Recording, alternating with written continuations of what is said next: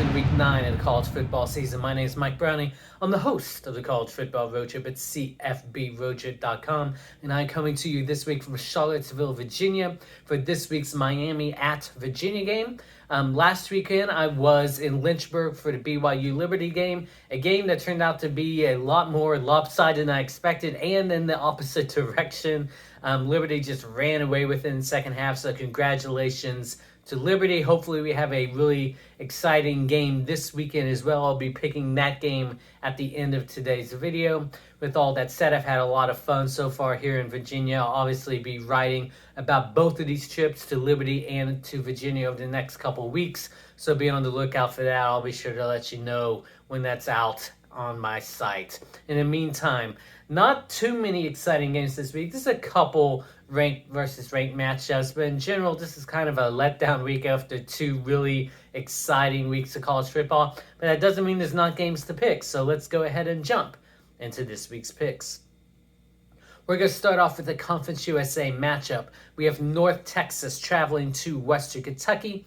North Texas is coming off a very narrow loss to UTSA last week. Western Kentucky's looked pretty decent so far in Conference USA play. Both of these teams are still in the running to try to make it to the conference championship game.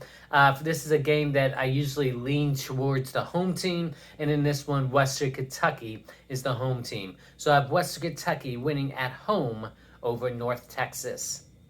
Next, let's move out west. Let's go to a game in California out of the Mountain West Conference. We have San Diego State traveling to Fresno State.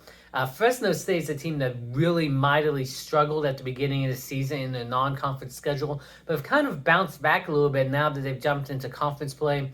San Diego State has looked pretty decent as well, especially in conference play as well. So I think this is going to be a pretty intriguing matchup that I think will probably go into the fourth quarter. At the end of the day, I think San Diego State has just been a little more consistent throughout the season, and because of that, I'm going to give them the edge in this one. I have San Diego State winning on the road at Fresno State in Mountain West play. Next, let's go to the SEC matchup. We have number 15, Ole Miss, traveling to Texas A&M. Ole Miss obviously coming off their first loss of the season last week, and then you have Texas A&M, who is just a mess.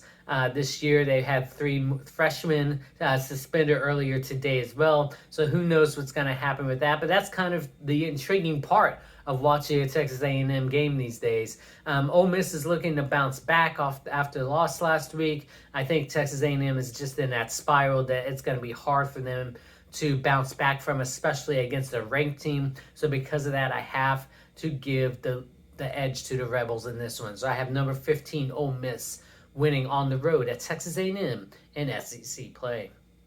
Next, let's go to an American Conference game. We have number 20 Cincinnati versus UCF. Cincinnati is a team that over the past few weeks has looked a lot better after their loss earlier in the season. On the flip side, same thing with UCF. They struggled in their non-conference matchups as well, but they have looked a lot better over the last couple of weeks. So I think this is going to be an intriguing game, especially since the game is in Orlando. But still, I think Cincinnati is the stronger of these two teams, and because of that, I have to give them the edge in this one of number 20 Cincinnati winning on the road at UCF in American football play. Next, let's go to an ACC matchup. We have number 10, Wake Forest, traveling to Louisville. Wake Forest is in the top 10 for the second straight consecutive season.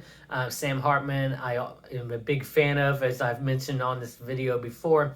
I think he is in the Heisman race as we speak. Louisville is a team that has looked a lot better over the past 2 to 3 weeks as well. They're starting to put things together, but I think Wake Forest just has too much of a complete package to be able to lose this one. So I'm going to have to give them the win in this matchup. Number 10, Wake Forest, winning on the road at Louisville in ACC play.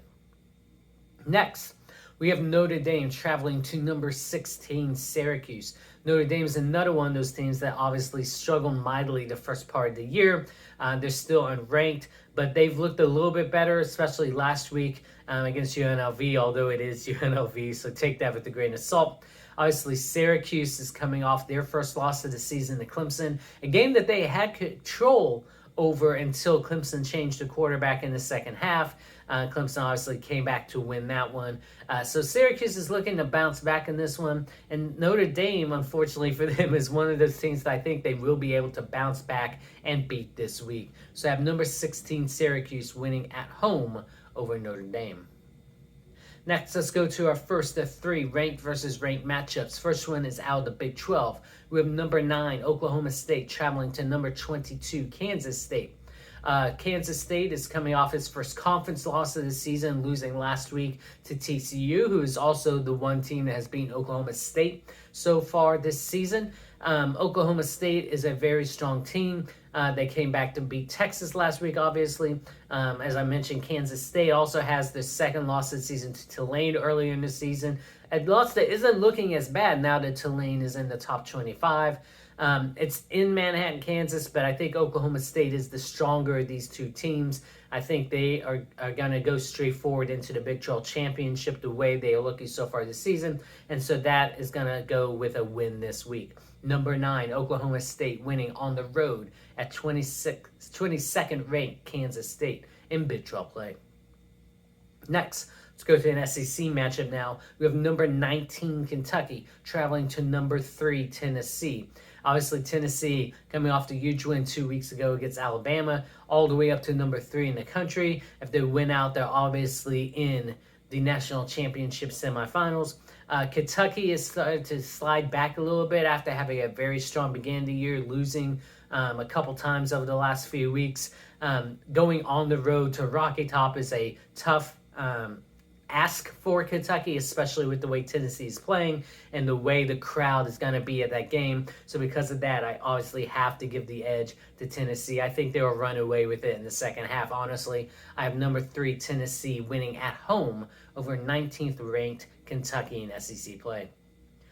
Next, our big matchup of the week is coming out of the Big 10. We have number 2 Ohio State traveling to number 13 Penn State.